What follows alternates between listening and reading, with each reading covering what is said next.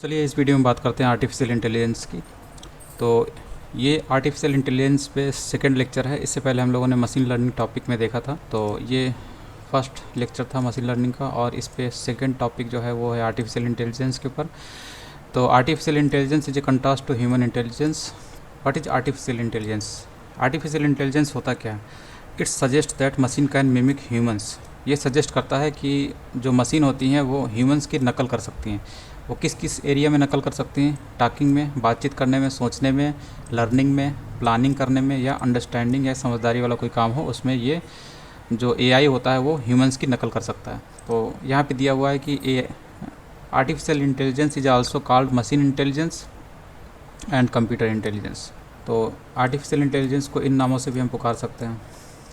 तो इसकी डिफिनेशन क्या होती है, तो इसके बारे में आर्थर सैमुअल ने 1959 में दी थी। ये डिफिनेशन है: machine learning is a sub field of computer science that gives computers the ability to learn without being programmed.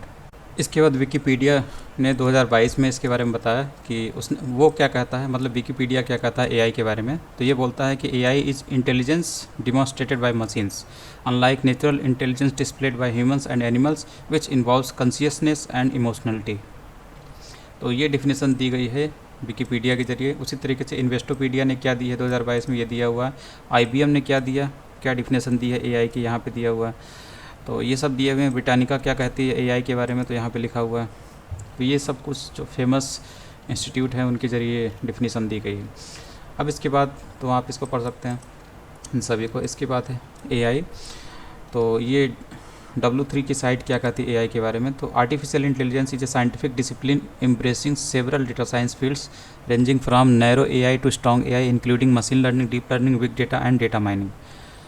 तो ये भी वही चीज़ बोल रहा है कि आर्टिफिशियल जो इंटेलिजेंस है वो एक साइंटिफिक डिसिप्लिन है जो कि बहुत सारे डेटा साइंस से संबंधित जो फील्ड है उनको कवर करता है। नैरो एआई से स्ट्रॉन्ग एआई तक, मशीन लर्निंग है, डीप लर्निंग, ये सब चीज़ें कवर करता है।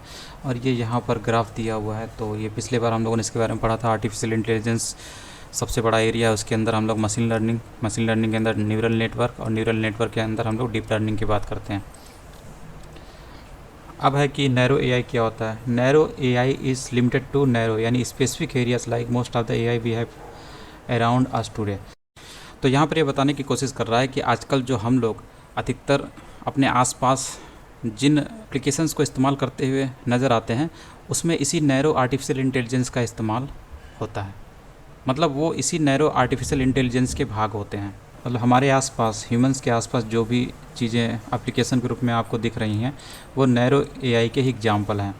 जैसे कि ईमेल स्पैम फिल्टर्स हो गया, टेक्स्ट टू स्पीच हो गया, स्पीच रिकॉग्निशन हो गया, सेल्फ ड्राइविंग कार हो गई, ई पेमेंट हो गया, गूगल मैप्स हो गया, टेक्स्ट ऑटो करेक्ट हो गया, ऑटोमेटेड ट्रांसलेशन हो गया, चैटबॉट्स हो गया, सोशल मीडिया हो गया, फेस डिटेक्शन हो गया, विजुअल परसेप्शन हो गया, सर्च एल्गोरिथम्स हो गया, रोबोट्स हो गया, ऑटोमेटेड इन्वेस्टमेंट है, एनएलपी है, नेचुरल लैंग्वेज प्रोसेसिंग, और फ्लाइंग ड्रोन्स है, आईबीएम डॉक्टर वाटसन है, एप्पल्स सीरी है, एप्पल्स का जो आप फ़ोन देखते हैं उसमें जो आपकी मदद करता है सीरी, वो है, और माइक्रोसॉफ्ट का कॉर्टेना है, अमेजन का एलेक्सा है। एलेक्सा तो डिवाइस भी आपने देखा होगा।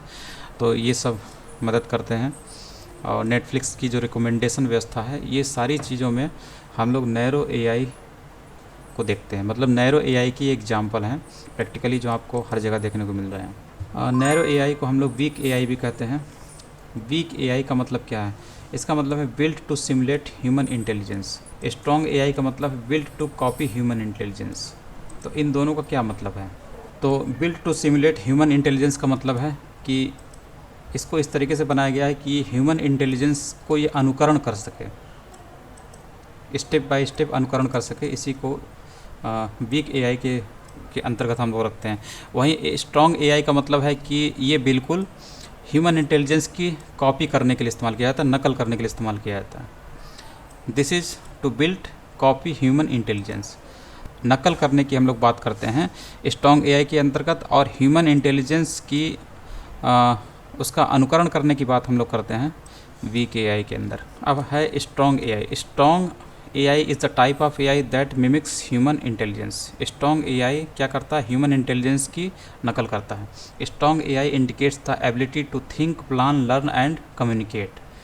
स्ट्रॉन्ग एआई जो होता है ये इंडिकेट करता है सोचने की क्षमता को, प्लानिंग की क्षमता को, लर्न करने की क्षमता को और कम्युनिकेट करने की क्षमता को। Strong AI is the theoretical next level of AI. Strong AI जो है वो एआई का नेक्स्ट लेवल है, लेकिन थियोरेटिकल लेवल है, ठीक है, जिसको हम लोग ट्रू इंटेलिजेंस भी बोलते हैं। Strong AI moves towards machines with self awareness, consciousness and objective thoughts. तो ये चीज़ है, strong AI moves towards machine. तो स्ट्रॉन्ग एआई जो होता है, इसी की वजह से मशीनों में सेल्फ अवेयरनेस की बात आती है और मशीनों में कॉन्शियसनेस की बात आ सकती है, या जिसको बोलते हैं, जिससे हम लोग जिससे दुनिया के लोग डरते हैं, वो यही चीज़ है, कॉन्शियसनेस, सेल्फ अवेयरनेस अगर आएगी। इसी से थोड़ा सा लोगों को कन्फ्यूजन रहती है कि कोई मशीन में अगर सेल्फ अवेयरनेस आ गई, कॉन्शियसनेस आ गया तो क्या होगा। तो यही चीज़ है, strong AI moves towards machines with self awareness, consciousness and objective thoughts, ठीक। और यहाँ पर डिफिनीसन दी हुई है, one need not decide if a machine can think, one need only decide if a machine can act as intelligently as a human. तो ये क्या बोल रहा है? ये बोल रहा है कि किसी को यह तय करने की आवश्यकता नहीं है कि कोई मशीन सोच सकती है, किसी को केवल यह तय करने की आवश्यकता है कि क्या कोई मशीन एक मानव के रूप में, ह्यूमन के रूप में समझदारी से कार्य कर सकती है। तो ये इसी की बात कर रहा है और इसी को बोला था एलन ट्यूरिंग ने।